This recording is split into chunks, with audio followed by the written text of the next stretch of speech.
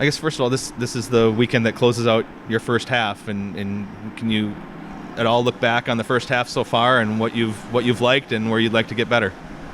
We're not there yet. I'll talk to you next week about that if you're kind enough to be around.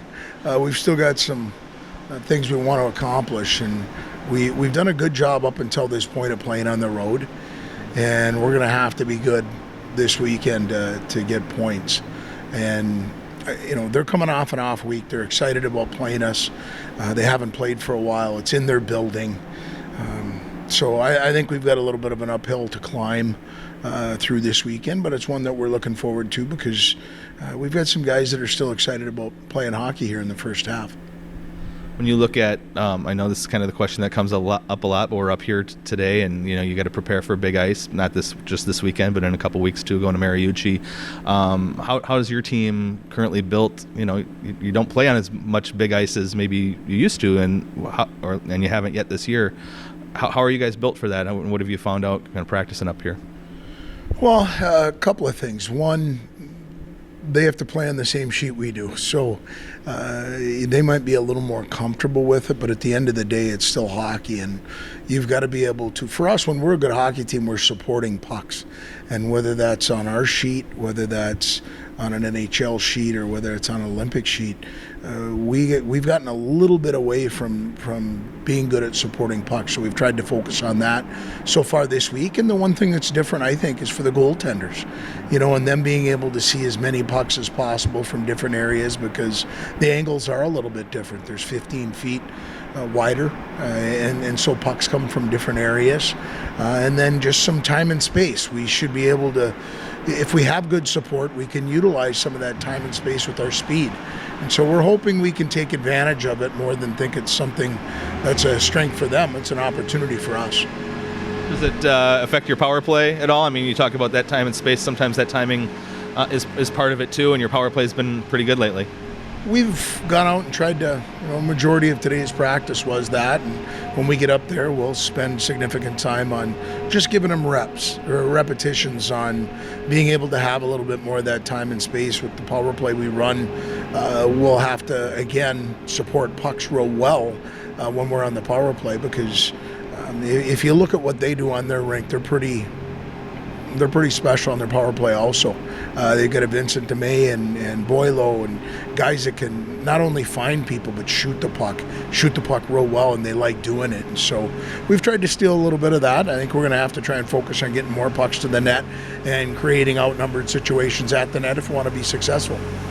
They're such a different team than they've been the last few years, just because they graduated so many dynamic players, whether it was their goaltender, whether it was Loggins and that whole top line, Pierce and Rockwell. What's different? What do you see out of Northern right now and how they look, and what's different about them? Well, the one thing we don't have for the past 2 years, anytime you talked about playing Northern, you talked about their goaltending, because he was special. And so now we don't have, not that their goaltenders aren't special right now, we don't know, because there's not as much history there. So that's one. Two, they're still top end heavy, and what I mean by that is that top line is dangerous, and they're putting up those numbers. When you start looking at guys leading the country in goal scoring, and you look at DeMay, and I've watched a lot of their power plays, and he's in the middle of it because they just keep feeding it to him, and he keeps ripping it. So they've always been real threatening on the power play. I think Grant does a great job at developing guys for the power play, recruiting guys for the power play. Boylo's still a guy that I think is it seems like he's been there for 6 years, not 4. He reminds me of Rauheiser. They're hard to play against because they're big, physical, great hockey IQ. They can play 30-plus minutes if they need to, and they're guys you have to worry about whether they're defending or whether they're with the puck. So I don't expect a tremendous difference from last year's team to this year's team. It's just they've got some guys that have stepped up into some roles that had not been previously, but are filling them very well right now. And so, anytime you go up to Northern, you never know what you're going to get as far as weather, travel, those types of things.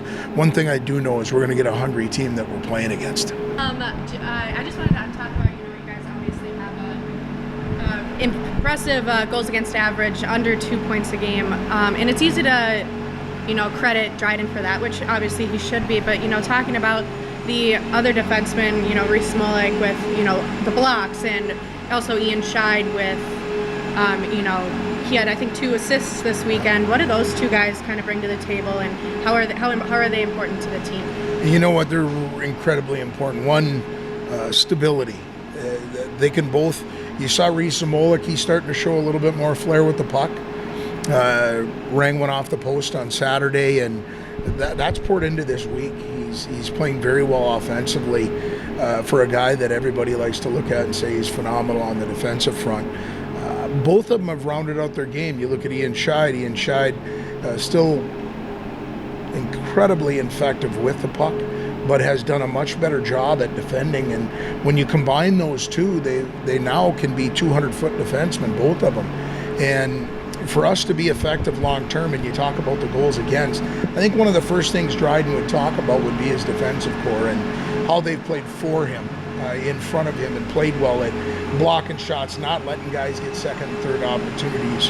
When you do that, you have a tendency to put up some good numbers just because you're not facing a lot of second and third opportunities. And those 2 guys are integral parts of where we're at right now, and they're going to be incredibly important for us moving on into the second half of the season.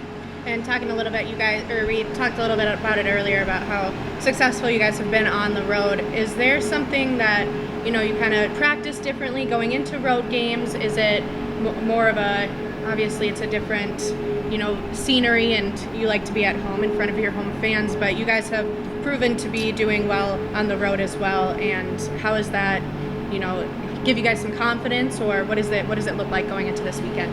Well, for us, we've got a pretty veteran-laden group where we're top-heavy on our seniors, our juniors, and they've been around the block. They understand that if we don't go out and play well on the weekend, you can get embarrassed. And so that's one. 2, the second piece is, I think, for us, we've had good starts on the road where we've gone out and there's not a lot of distractions. It's just our group.